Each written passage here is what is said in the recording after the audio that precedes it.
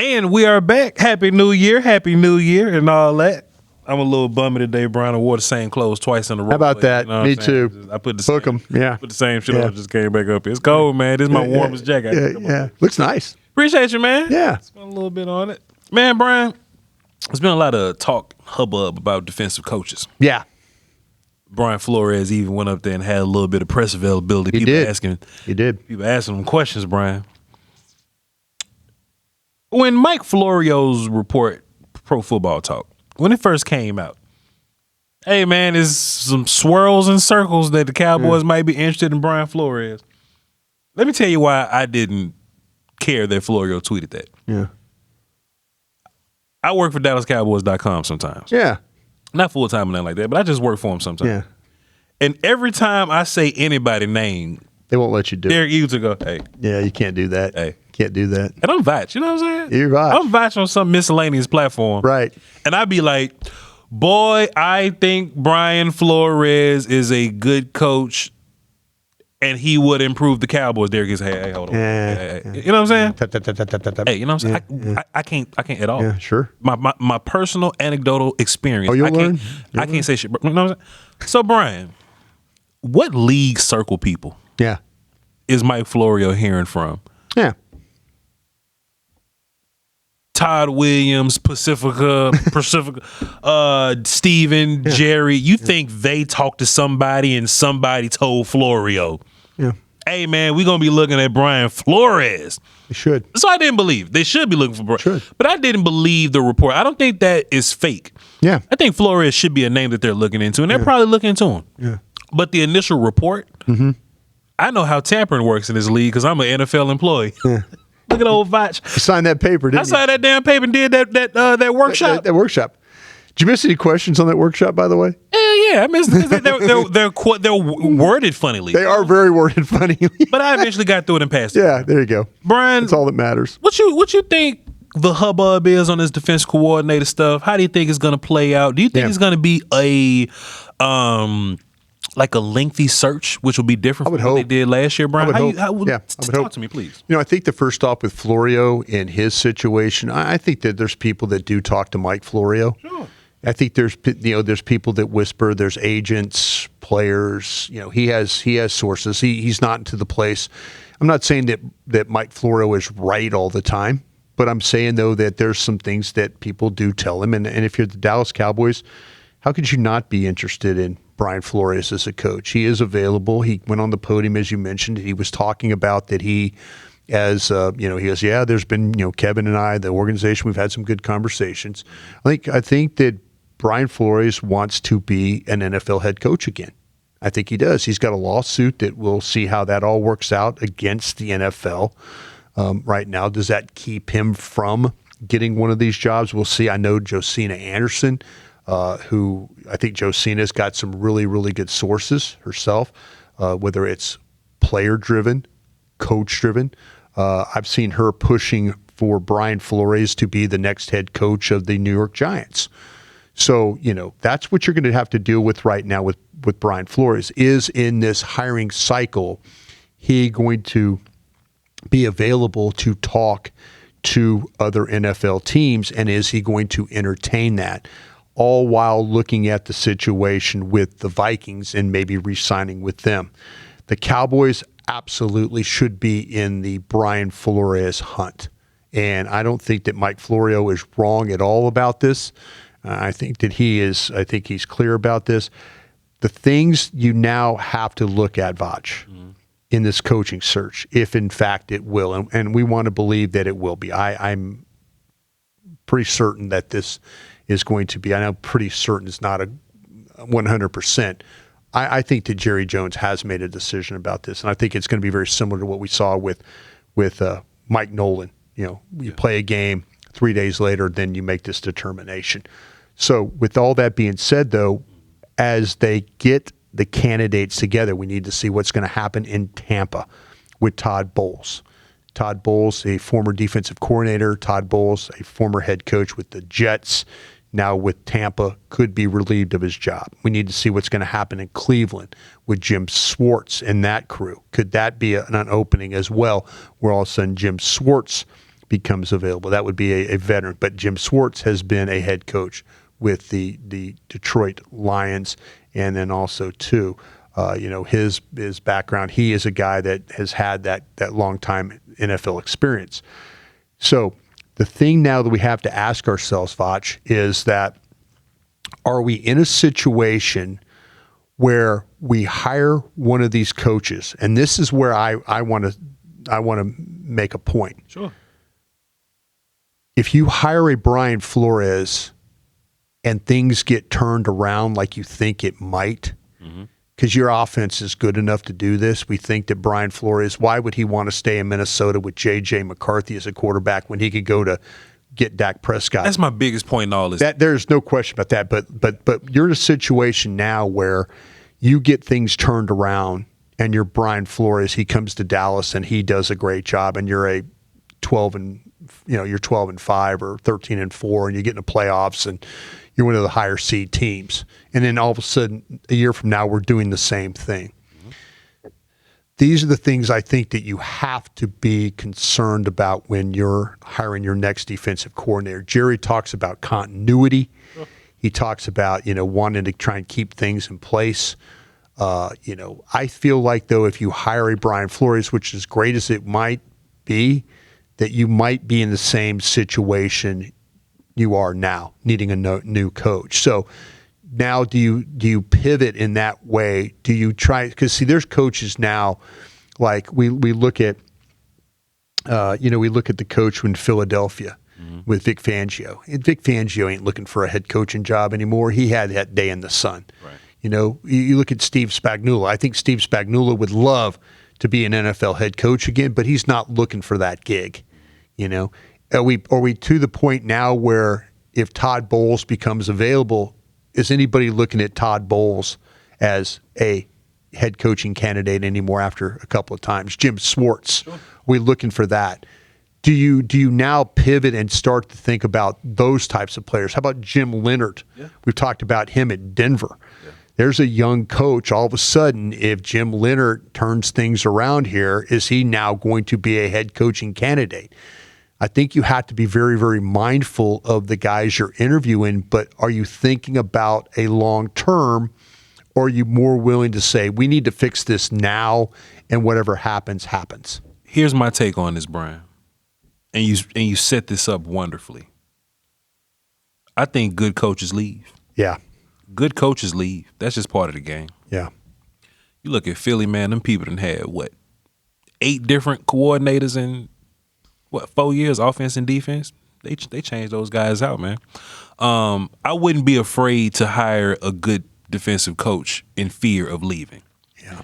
Because if Flores signs here, let's just say he comes to Dallas, right? Yeah. And he doesn't do great his first year because he's trying to figure things out. Sure. He'll be back another year. Yeah. And he'll build on that.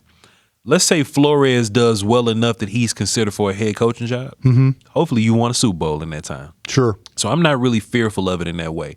Clayton Adams is going to be a head coach real soon.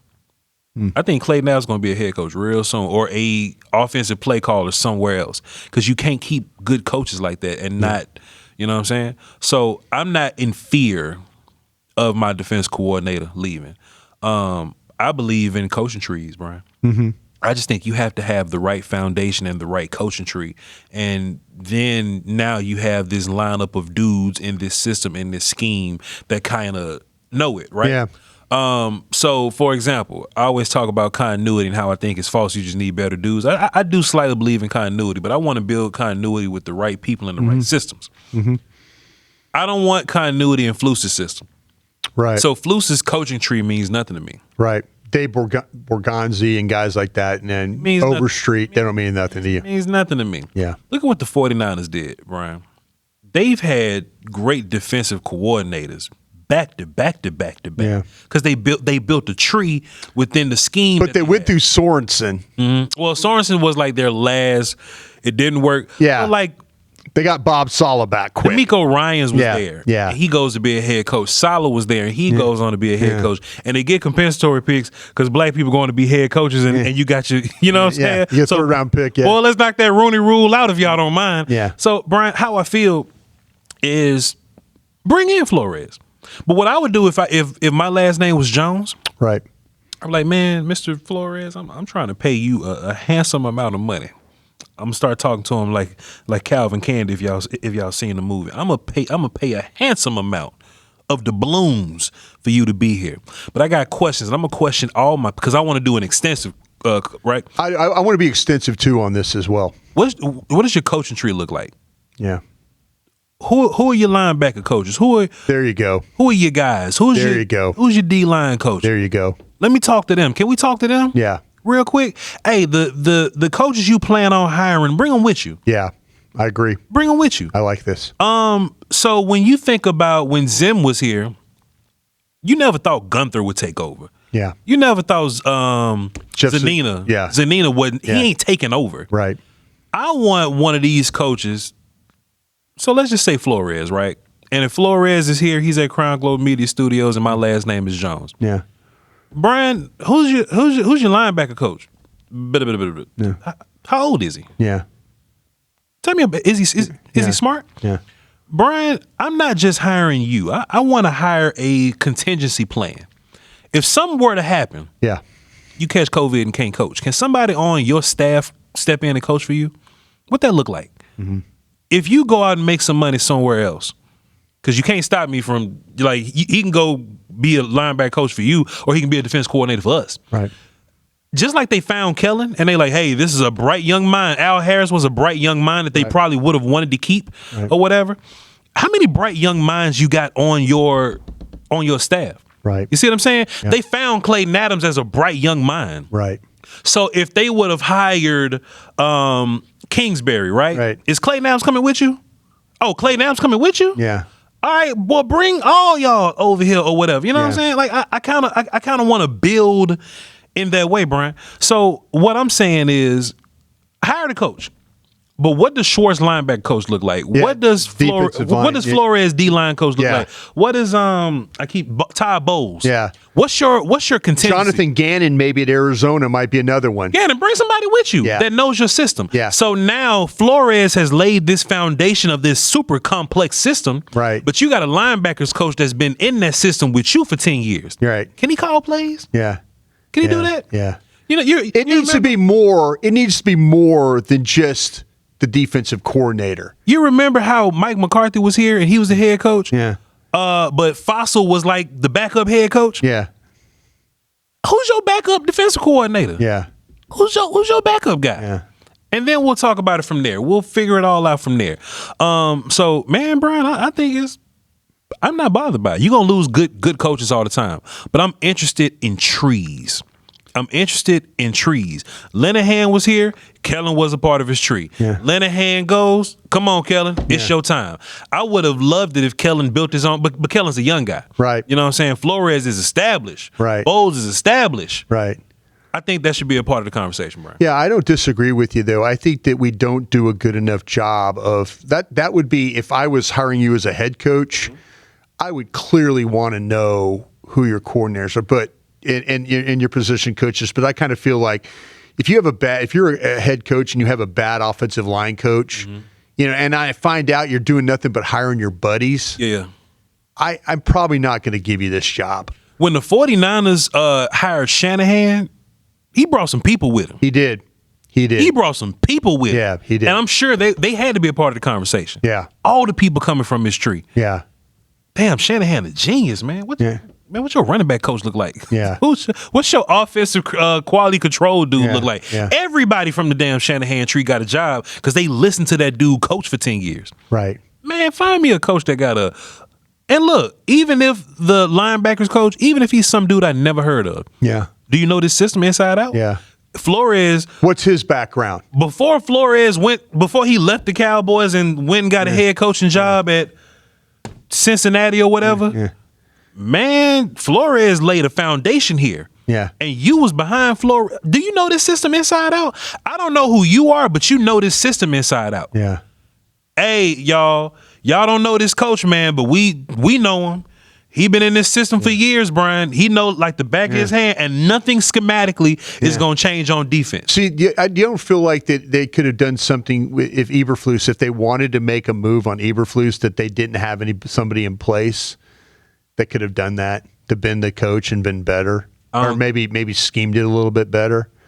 Why do I have my doubts about that? Speaking of James Slater, she was on 105.3 yesterday. Yeah, shouts out to your station. And when she was talking to Diggs, she was talking about some of the things that Diggs was like complaining about. Yeah. And she was like, man, Flus had us learning something different every week. Yeah. You know what I mean? As a player, you'd like to believe that you could do that, but sure, I get it. Brian, all these coverages have been the same coverage, but I like, is Flus holding the best plays for the playoffs that we're not going to go to? Yeah. You know what I'm saying? So I don't, if Flus doesn't have a concrete plan, how can White Cotton, if he needs to step in, or how can whoever if they have to step in? So I'm not trusting Flus's tree. I'm not Flus. If you would have fired Flus in week 7, hey, who's gonna step in and call plays? I don't know what the hell we would have done, bro. Are you considering moving on from White Cotton then as well? I would trust my new defense coordinator to make a decision on that. Yeah, if the new defensive coordinator has a guy, bring me.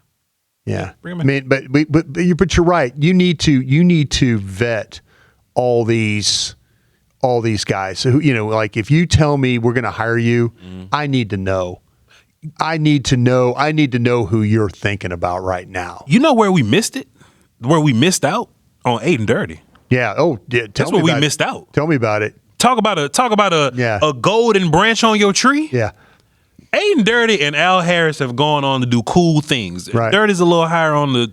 Well, he is the coordinator title. He has it at Seattle. Brian, you think the Cowboys missed on that one? Like clearly they missed on that one. You know what? Clearly, but why didn't they have enough research and development on Dirty to where they didn't know that he could be a defensive coordinator? That's a great question, because I will say this: I had left Green Bay. This is my experience.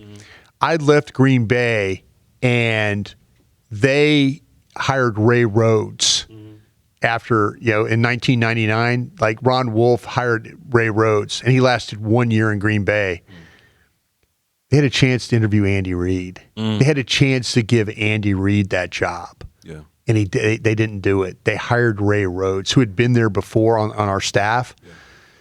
But Andy Reid was the hire. And, you missed out on that. They might have missed out on this Aiden Dirty one. This might be the one that they should have said, wait a minute, this guy's got this, his ability to coach the defense, his ability to coach the defensive line, the way that he interacts with the players, the way the players respect him, play hard for him, all those things. Yeah. I don't know, man. Was Dirty and Al Harris here at the same time? Yeah. Well, yeah. So that's the kind of situation though that you kind of Al Harris, I believe, was assistant. I think Joe Witt was the secondary coach, but I think Al Harris was part of what they were doing. So he didn't have the title like he has in Chicago. Brian, we talk about Jerry learning lessons. Yeah. From his failures. Do you think that he'll change some of his ways now, because he sees how like some of this stuff played out? Like normally he likes a defense coordinator with a lot of experience, head coach man kind of guy. I think a lot of these new good coaches just be like young up and coming dudes. Yeah, you know what I'm saying, and they just end up taking these jobs. And if Jerry goes for the guy with skins on the wall, you'll never have one of the up and coming dudes like the dude in Seattle. He was just calling defenses for Baltimore. Yeah, he didn't have head coach experience. Well, how about Jesse Minter with the Chargers? I mean, he worked for Harbaugh at Michigan. That's another team that's having to maybe lose. Yeah. They might lose their defensive coordinator because he's a young guy and people like that kind of thing. Yeah. But do I want to believe that Jerry? I want to believe. Yeah. I want to believe that you can't continually do the same damn thing. Mm-hmm. I want to believe that one day that I know ownership is not going to change. I know the general manager is not going to change.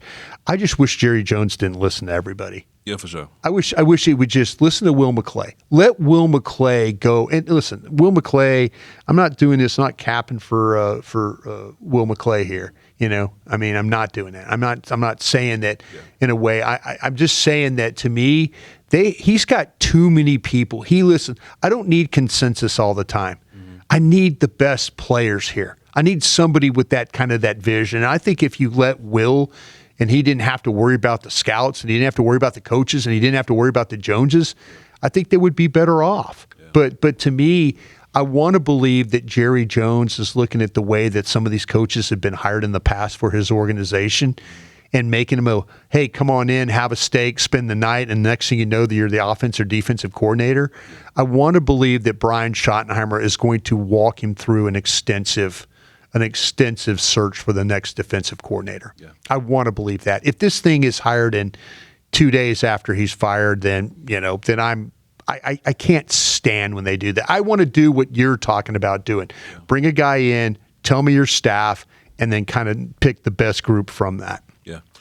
You had another question for me, please. Go ahead. Yeah, I wanted to ask you this question because it kind of, I know we're talking about coaches, but I want to talk about the Cowboys and playing this game coming up this weekend against the Giants. And when you hear the word, when I tell you the word aesthetics, when I tell you the word aesthetics, what do you think of? Something that fits my eye, like you say. Yeah. You know what I'm saying?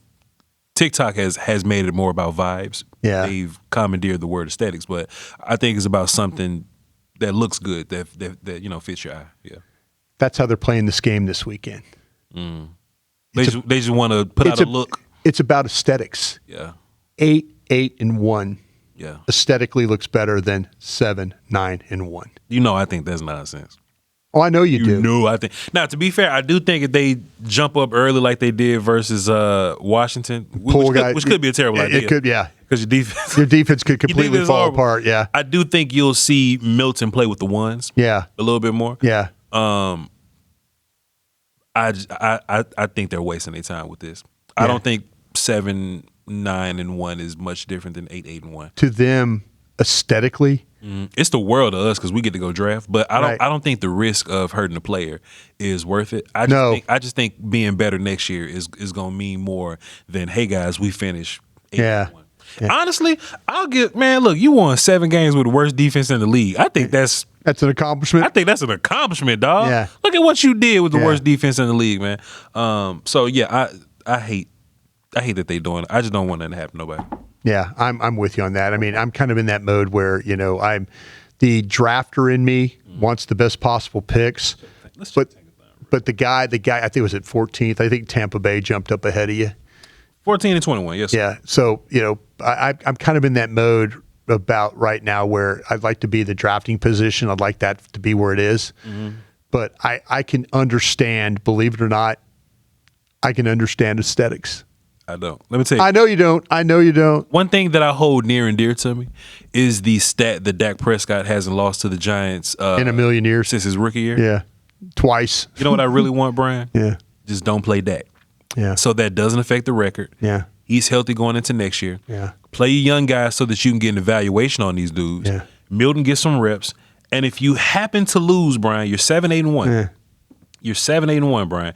If you happen to lose, Tampa, Atlanta, and Miami are kind of below you, right? Where they're tied with you with the number of wins. Right. If those 3 teams get wins and you lose, you sit at 11. Yeah. Yeah. You know what we can do at 11, Brian? Oh, I know. We can get downs at 11. Yeah, I know. We can trade up to get Reese at 11, Brian. I know. That's what I'm talking about. Yeah. You know what I mean? But aesthetics, can't stand them. I hate them. Yeah.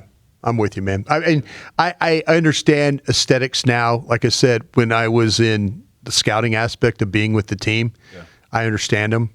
As the drafter, as a guy who really I'm about the health of my team. Sure. And I think that's the number one thing that I'm trying to maintain as I get into 2026. Yep. Drafting position and the health of my team, I think, are paramount right now. Ladies and gentlemen, I want y'all to put your questions in the comments right now. Me and Brian gonna sit. I have a quick question for you, though. Por favor. Real quick question. Hell yeah, please. You a Black Eyed Peas guy for New Year's Day? Hell no. Look, my mama and all of them do that back in Nashville. They do. Your mama knows what she's doing. Black Eyed Peas and cabbage for good luck. Yeah, damn right. I have other ways to. Oh man, I tell you, you're a terrible human being. I'm a terrible Mississippian, is what I am. Everybody in damn Black Eyed Peas then sold out in Natchez. Yeah, because everybody gonna be making Black Eyed Peas and cabbage. I'm just not gonna be eating Black Eyed Peas and cabbage. And I question you as an individual now. You'll be just fine. I'll cook some red beans and a chicken. There you go. I'll do that. All right, now if that's for good luck, I'm all about that. I see what you're doing there. I see what you're doing there. I don't even know how to cook Black Eyed Peas. They cook different, don't they? They do. You got to soak those things. It's like cooking red beans. It's like cooking red beans. You could get it. You know what you're doing. I got time to learn new lessons. If I had to do it, yeah, I'll pull it off. But I ain't trying to impress nobody right now. Happy New Year, my brother. Thank you very much, sir. We have a glowing 2026 on the way. And hey man, we just want y'all to be a part of it, man. We just want y'all along for the ride. You know, the first thing you do is we gonna do a cold little Q&A to kick off 2026, Brian. So what I want y'all to do, at least the second day of 2026. So what I want y'all to do is put your questions in the comments right now. Brian will make a post from the Crown Global Media social media page because we're still waiting on the Illuminati to get back with them. Yeah. And I'll make a post on all of my pages or whatever. We're going to gather some questions, and the last regular season type joint or whatever, we're going to do a Q&A on that Friday. But after that, Brian, next week I don't even want to talk about the Giants. I'm not going to recap Giants. Yep. I'm going to jump right into it, and we're going to start talking about players. So Monday, Wednesday, and Fridays are probably going to be player days. Yeah. Tuesdays and Thursdays, we'll figure it out. So love y'all to pieces. CrownGlobalMedia.com is where you find everything. Find the merch, find the links, find the audio. It is all there for you. That's Bryan Broaddus. I'm Voch Lombardi. We love y'all to pieces. Till next time, Crown.